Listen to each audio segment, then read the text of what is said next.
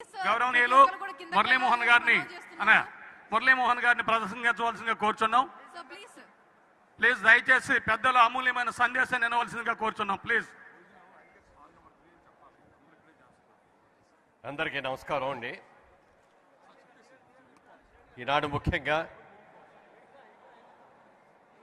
KGF కమ్మా global federation అనేది ఈ సంస్థను ప్రారంభించినందుకు చాలా చాలా సంతోషంగా ఉంది. కుసుమ్ కుమార్ గారిని మనస్ఫూర్తిగా అభినందిస్తున్నాను. ఒక మంచి ఆలోచన. ఎన్నో దేశాల్లో ఎన్నో రాష్ట్రాల్లో కమ్మ సంఘాలు ఉన్నాయి, కానీ ఇవన్నీ కలిపి ఒక కూటమిలాగా కలిసి రావడం అనేది మంచిది అని ఆలోచనతో చేశారు. దీన్ని ఇంకా సక్రమంగా వినియోగించుకుంటే రాబోయే రోజుల్లో మన బలం ఏమిటో, మన స్ట్రెంగ్త్ ఏమిటో, మన అవకాశాలు ఏమిటో కూడా అందరికీ తెలియజేయడానికి అవకాశం ఉంటుంది. ఇందాక రేవంత్ రెడ్డి గారు అన్నట్టుగా ఎక్కడ పాటి మట్టి ఉంటుందో, ఎక్కడ నీటి వస్తుంటుందో అక్కడ కమ్మవాడు ఉంటాడని చెప్పే మాట 100కి 100 పాళ్ళు నిజం. ఏ దేశంలో అయినా సారవంతమైన భూమి ఉంది, నీటి వసతి ఉంది అంటే అక్కడికి వెళ్ళి కష్టపడి పనిచేసి పంటలు పండించేటువంటి గొప్ప తత్వం ఎవరికి ఉంది అంటే కమ్మవారికి మాత్రమే ఉంది. ఒకానొక సందర్భంలో తానా మహాసభలు జరిగినాయి అట్లాంటాలో.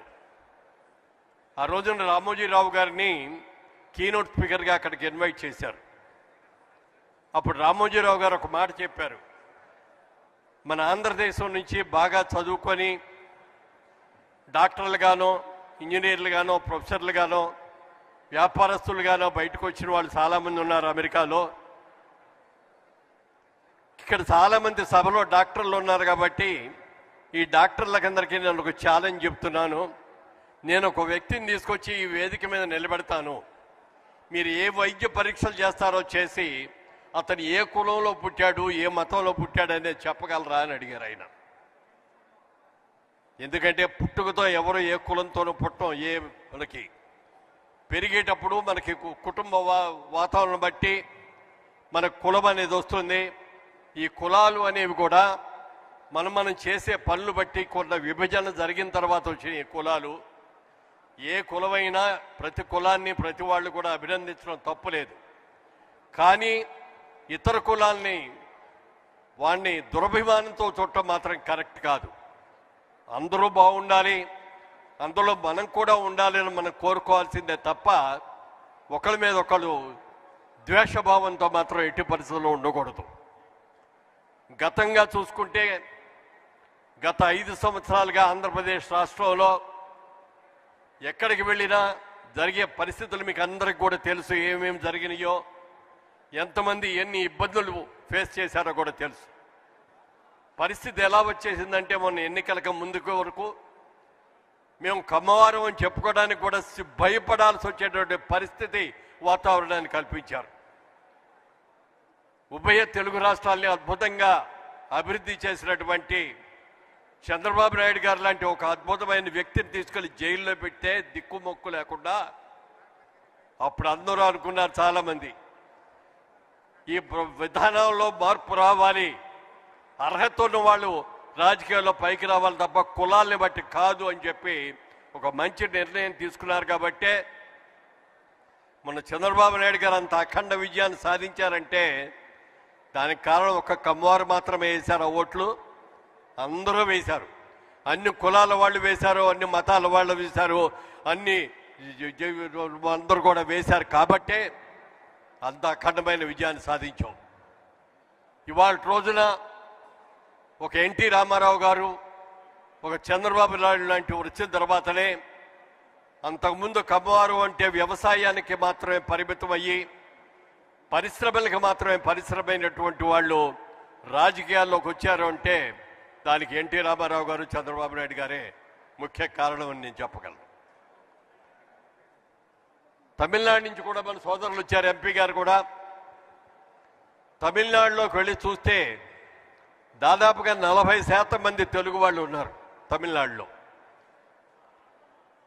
ముఖ్యంగా కోయంబత్తూరు చూసుకుంటే అక్కడ ఇండస్ట్రీ జీడి నాయుడు గారు లాంటి గొప్ప ఇంజనీర్ లాంటి వాళ్ళు కానీ, లక్ష్మీ ఫిల్మ్స్ కానీ, లక్ష్మీ మిల్స్ కానీ, పిఎస్జీ మిల్స్ కానీ, ఇవన్నీ కూడా ఎన్నో ఇండస్ట్రీస్ అక్కడ పెట్టిన వాళ్ళందరూ కూడా మన ఆంధ్రప్రదేశ్ నుంచి, తెలుగు రాష్ట్రాల నుంచి ఎప్పుడో 3-4 తరాల క్రితం అక్కడికి వెళ్ళిపోయి సెటిల్ అయిన వాళ్ళందరూ అద్భుతంగా ఉన్నారు.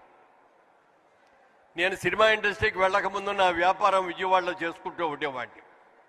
అప్పుడు మా మోటార్లన్నీ కూడా మాకు కావాల్సినవి అగ్రికల్చర్ పంప్ సెట్స్ అన్ని కూడా కోయంబత్తూరు నుంచే వచ్చాయి. మేము కోయంబత్తూరు వెళ్ళాను ఒకసారి.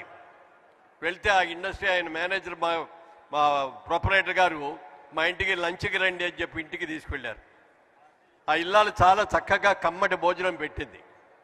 పెట్టిన తర్వాత ఆవిడ ఒకటే మాట అంది, అయ్యా సిగ్గు లేకుండా ఏం కావాలో అడుక్కొని తినండి అంది ఆవిడ ఒక మాట. నాకు నవ్వు వచ్చింది.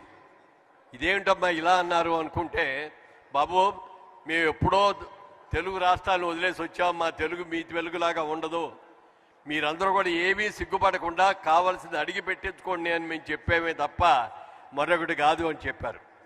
అట్లా స్లాంగ్స్ అనే మార్పు ఉండొచ్చేమో కానీ మరొకటికి మార్పు కాదు అని చెప్పి తెలియజేస్తున్నాను. గతంలో కర్ణాటక రాష్ట్రంలో సుబ్రహ్మణ్య నాయుడు గారు వాళ్ళందరూ కూడా వచ్చారు. బెంగళూరులో ఒకసారి కమ్మ మహాసభ జరిగింది. అక్కడ ప్యాలెస్ గ్రౌండ్స్లో చేశారు. ఎంత అద్భుతంగా చేశారంటే, మాట్లాడు, 1,00,000 మంది పైగా ఆ రోజున కమ్మవారు అక్కడికి వచ్చారంటే, నేను నా జీవితంలో ఎప్పుడూ అంతమంది కమ్మవారిని ఒక వేదిక దగ్గర ఒక సభలోనూ చూడటం అనేది జరగలేదు. అదే ఫస్ట్ టైం. అంత అద్భుతంగా వచ్చారు. ఇవాళ కర్ణాటక రాష్ట్రంలో వ్యవసాయదారులు ఎవరు అంటే కమ్మవారు అని చెప్పి మనం ఘనంగా చెప్పుకోగలం.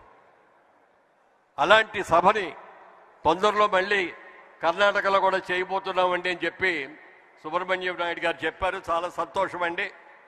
ఆ సభలో తప్పకుండా వస్తాం, మేమందరూ కూడా వస్తాం, మేమందరూ కూడా చేస్తామని చెప్పి మీకు అందరికీ కూడా మాటిస్తూ, మరి కుసుమ్ గారు చేస్తున్నటువంటి ఈ కృషిని మనస్ఫూర్తిగా నేను అభినందిస్తూ, మా సహకారం ఎప్పుడు ఏది విధంగా కావాలన్నా మేము సిద్ధంగా ఉన్నామని చెప్పి రాబోయే రోజుల్లో ఈ సభల్ని ఇంకా ఇంకా ఇంకా ఘనంగా చేద్దామని మనం చేస్తూ సెలవు తీసుకున్నాం. జై హింద్. నెక్స్ట్ కర్ణాటక పిసిసి గురప్పనాయుడు గారు, అదేవిధంగా కర్ణాటక కమ్మ సంఘం రాజగోపాల్ నాయుడు గారు మాట్లాడాల్సిందిగా కోరుతున్నాం.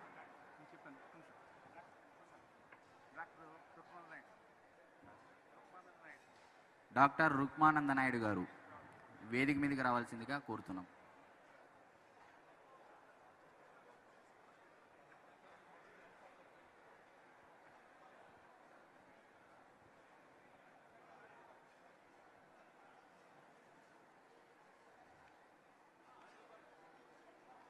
రాజగోపాల్ నాయుడు గారు, రుక్మానంద నాయుడు గారు